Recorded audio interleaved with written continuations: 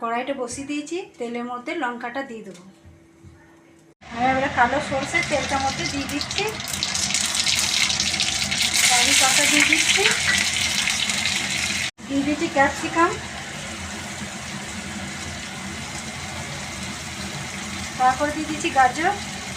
লাল করে ভাজা হয়ে গেছে সবজিটা, আমি এর করে মুসুর ডালটা ঢেলে দেবো।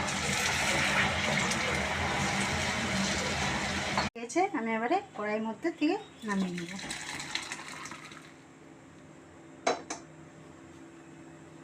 আলুটা প্রেসারে সেদ্ধ করে নিচ্ছি। কড়াইটা গরম হয়ে গেছে, তেলটা দিয়ে দিয়েছি। গরম হতে আমি আলুটা সেদ্ধ করে রেখেছি, আলুটা পুরটা করব। দিচ্ছি আলুটা,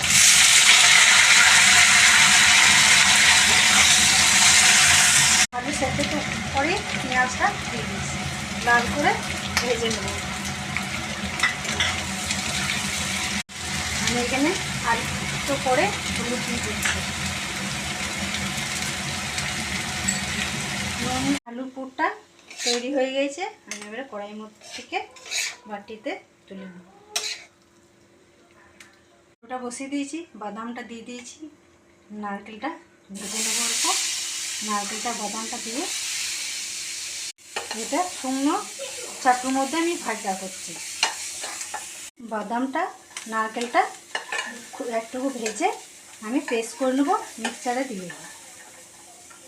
এখানে নারকেল কুচি, বাদাম কুচি চাটুর মধ্যে শুকনো আমি ভেজে নিয়েছি, এখানে দিয়ে দিয়েছি মিক্সারে দিয়ে। আমি এখানে তেলটার মধ্যে শুকনো লঙ্কা দিয়ে দিচ্ছি, কালো সরষে দিয়ে দিচ্ছি, যেটা বাটলাম চাটনি করার জন্য সেটা আমি কড়াইয়ের মধ্যে দিয়ে দিচ্ছি।